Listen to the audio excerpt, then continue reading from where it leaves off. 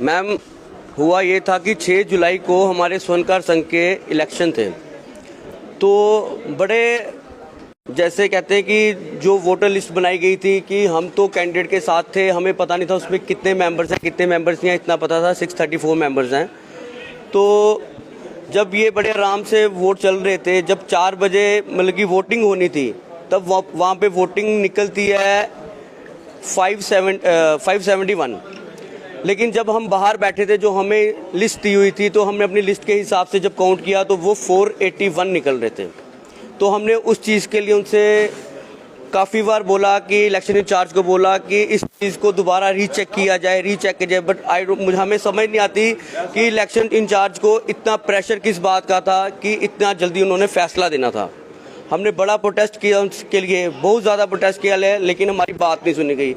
एक छोटी C media के माध्यम से मैं बताना चाहता हूँ, वहीं पर हमने इलेक्शन इंचार्ज से जब मैं बात कर रहा था, ये देखिए, ये मैं इलेक्शन इंचार्ज से रिक्वेस्ट कर रहा हूँ कि काउंटिंग होनी चाहिए, तो ये भाग रहे हैं, अपना बैग पैक करके भाग रहे हैं।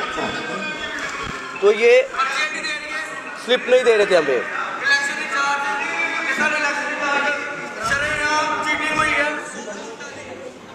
मैंने इधर बोला शरेआम चीटिंग हुई है 110-100 वोटों की, लेकिन इन्होंने नहीं माना।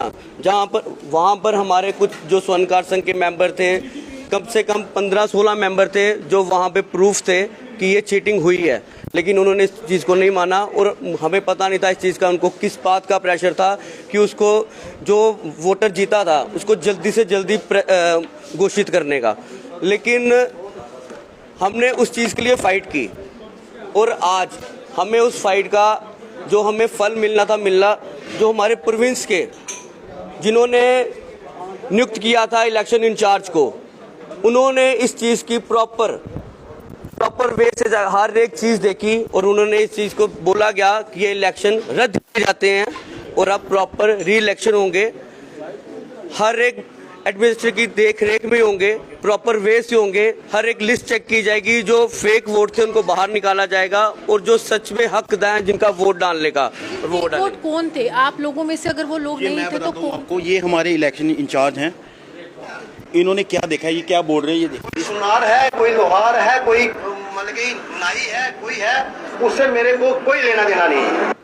इन्होंने इसमें मीडिया के माध्यम से प्रॉपर बोला गया, कोई लोहार है, कोई सुनार है, कोई नाई है, इससे मुझे कोई लेना देना नहीं है, कोई जो मर्जी वोट डाले। लेकिन जो हमारे स्वर्णकार संघ के संविधान में लिखा गया है कि जो कारीगर होगा और स्वर्णकार संघ का व्यवसाय कर रहा होगा, वो राइट, वो ही वोट डालने का राइट है उसको, और किसी को वोट डालने का। ही हमारा एक समाज है स्वर्णकार संघ, तो हम स्वर्णकार संघ के समाज। कोई इलेक्शन करवाने वाला ही ऐसी धांधली करता है तो किस पर आप विश्वास करेंगे? वो जो ट्रांसपेरेंसी, पारदर्शिता की बात लगातार हो रही है, आपको लगता है कि आगे भी ऐसी पारदर्शिता होगी या इसी तरह से गुजारें? इसलिए हमने माननीय डीसी साहब से भी ये अनुरोध किया है कि वो अपनी टीम, यहाँ पर हमारे इलेक्शन जब होंगे तो वो अपनी टीम लगाएं, कि हमारी जो धांधली हुई है दूसरी बार ना हो। इससे पहले जब 5 साल पहले भी हुए थे इलेक्शन, तब भी डीसी साहब ने इलेक्शन करवाए थे, इस बार नहीं करवाए, इस बार उनकी धांधली चल पड़ी।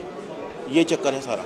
एडमिनिस्ट्रेशन का इंटरफेरेंस? हाँ जी, मैं चाहता हूँ कि एडमिनिस्ट्रेशन अपना पूरा साथ दे हमें, और हमारे जो भी वोटर हैं वो असली आए, नकली कोई ना डले, कोई नाई ना आए, कोई चीर ना आए, कोई सब ऐसे ही जो भी अलग जातों से करते हैं। सिर्फ स्वर्णकार संघ हाँ, जिसके लिए बनाया गया है, यही चल। साफ तौर पर जिस चीज के लिए ऑर्गेनाइजेशन बनाया गया है, जिन लोगों के लिए बनाया, जिन लोगों के द्वारा बनाया गया है, वो लोग जब होता है और जिन वोटर्स होते हैं उससे बढ़त जब मिल जाती है या उससे कम वोटर मिल जाते हैं, लगातार विभिन्न चुनावों में लगता रहा है। लेकिन इस चुनाव में लगातार डीलर्स की जीत हुई है, और बड़ी बात है कि आवाज बुलंद की गई इस अन्याय के खिलाफ। तो अब यहाँ पर कहा कि आप जो है इस एक मामले को देखा जाएगा और चुनावों के लिए आगे की तरफ। लेकिन खास बात यह है कि अध्यक्षता में, यानी कि जो यहाँ पर डीसी है उनकी अध्यक्षता में उनके सामने जो ये चुनाव हो, ताकि